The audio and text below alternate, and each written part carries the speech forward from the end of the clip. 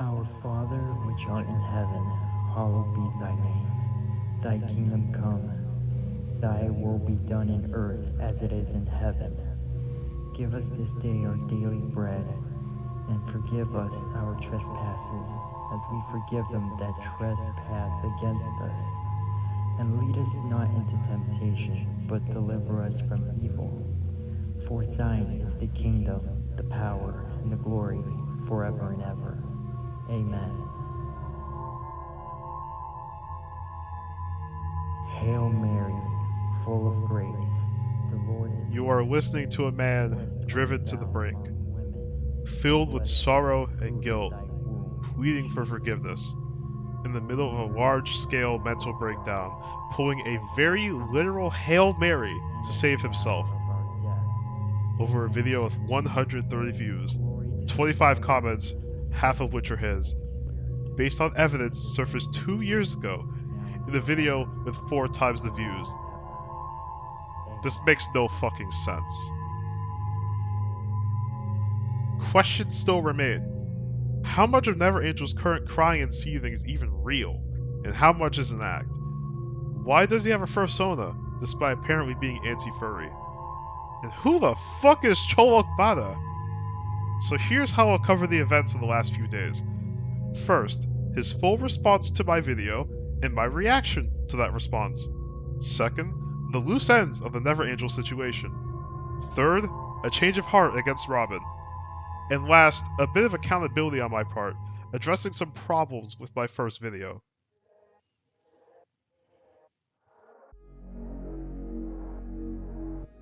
Starting off, here is NeverAngel's first response to my video. You can pause to read it if you really, really want to, but we ain't got all the time in the world, so I'm just gonna give my reaction to it here. Personally, I find it a bit strange you claim this wasn't an apology, dodge the whole you literally did non-con roleplay with a minor thing, focus on the rap video which I didn't even pay much mind to, kept saying the rap wasn't for kids despite me never saying it was, which only makes me more suspicious, and went on a whole long rant about liberals and Robin despite neither really addressing my main points. Speaking of Robin, it's quite funny you did a magical 180 on him considering you defended his use of those disgusting toddler drawings in his video at first, and was actively watching and commenting on the videos he showed fetish art in. Not that Robin really helped things, but more on that later. And about that fucking martyrdom bit, I said I hope your channel died, not you. You don't have a goddamn thing to be a martyr for, apart from a trash persona that looks like a child, it looks like it was drawn by one. On behalf of the entire American population, please don't become a national news story. I don't want to talk to the fucking feds. Thank you very much. Overall, quite the dumpster fire. In the days following, he started getting all sentimental, making these strange statements, pasting prayers in the community post, turning my comments into his personal diary. Let me explain something first.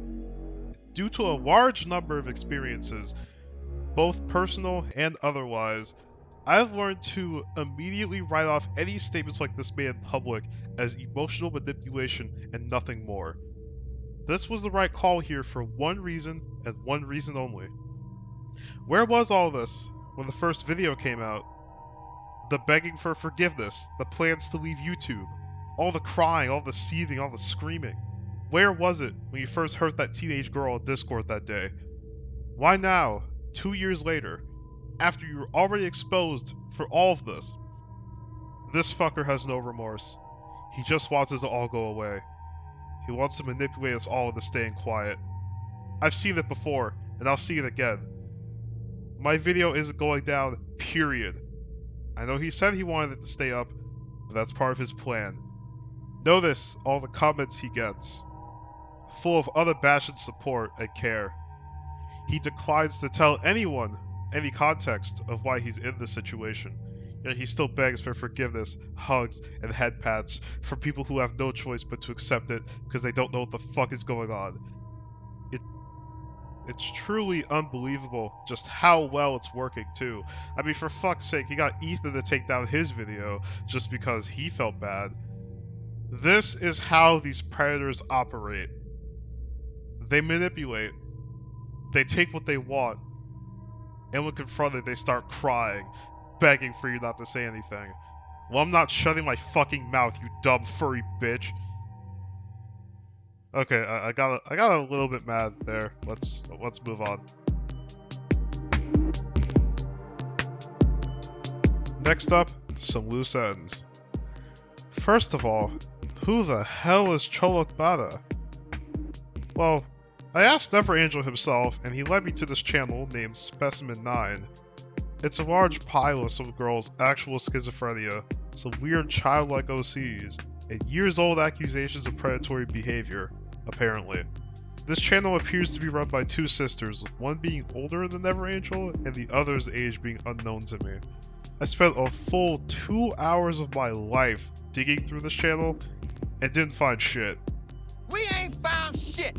I don't see much of a direct connection beyond NeverAngel making a few comments on her videos, and I'm kinda scared to ask for context, so I'm throwing it in the unsolved pile for now. Maybe another year. Maybe another decade. As for the furry hate, I believe he was doing some kind of not like the other furries kind of thing. He chose the exact opposite political beliefs of what he thinks all furries hold, but doubled and tripled down on them. There's also the autism thing. I fully believe NeverAngel has autism because, let's be honest. However, once someone hurts another person, I very, very quickly stop caring about whatever the hell they might have. If this is a consideration for you due to your own personal beliefs or experiences, then all power to you. You're a much more kind person than me, and I can't take that away from you. Personally, I consider it irrelevant.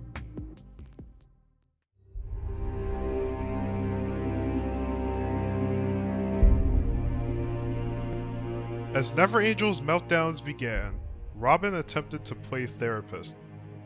This went about as well as you would expect. Keep my name out your fucking mouth! This caused a massive response from Robin, as he was now more livid at me than he had ever been before. As we speak, Robin has fallen deeper and deeper into insanity, making some of his creepiest videos in years, featuring things like, Scout Trooper, get a razor blade and run it right down your wrist.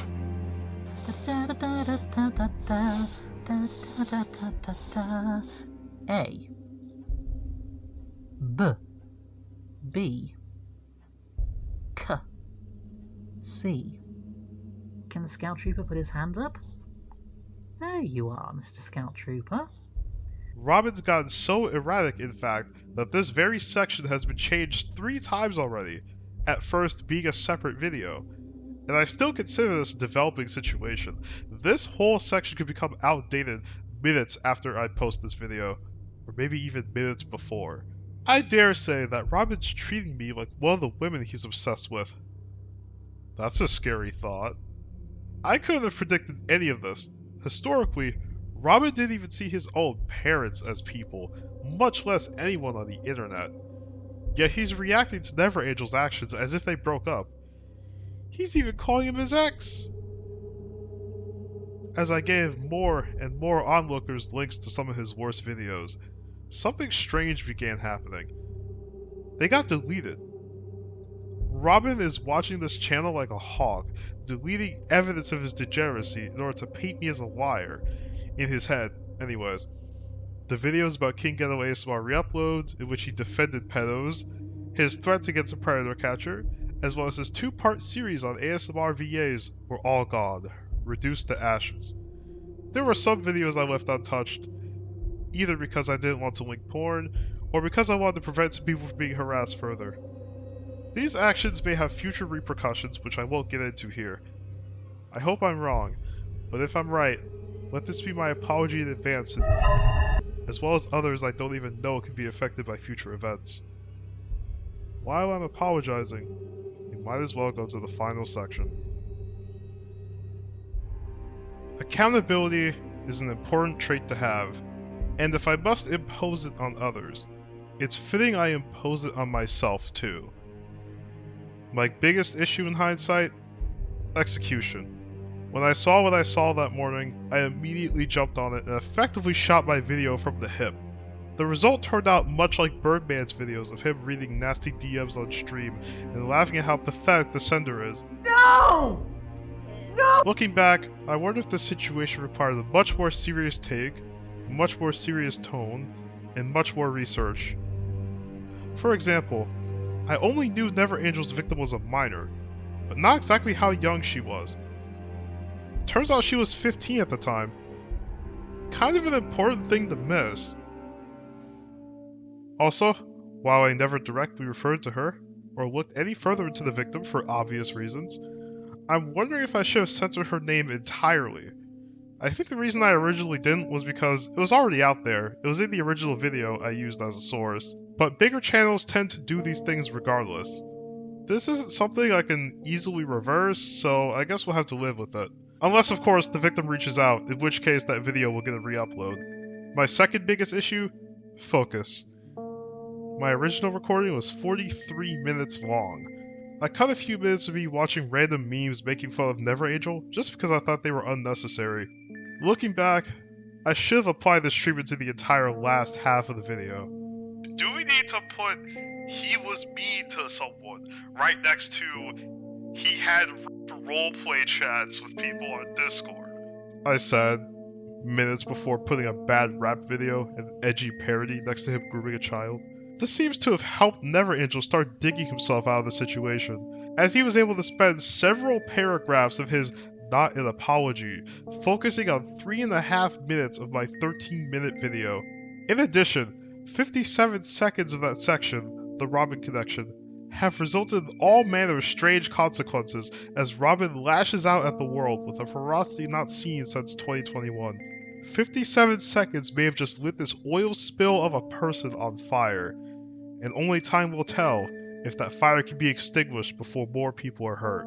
This is still a developing situation, so be sure to stay tuned to community posts for further updates. So, I guess that's enough headset mic for the rest of the year, I hope. Thanks for watching.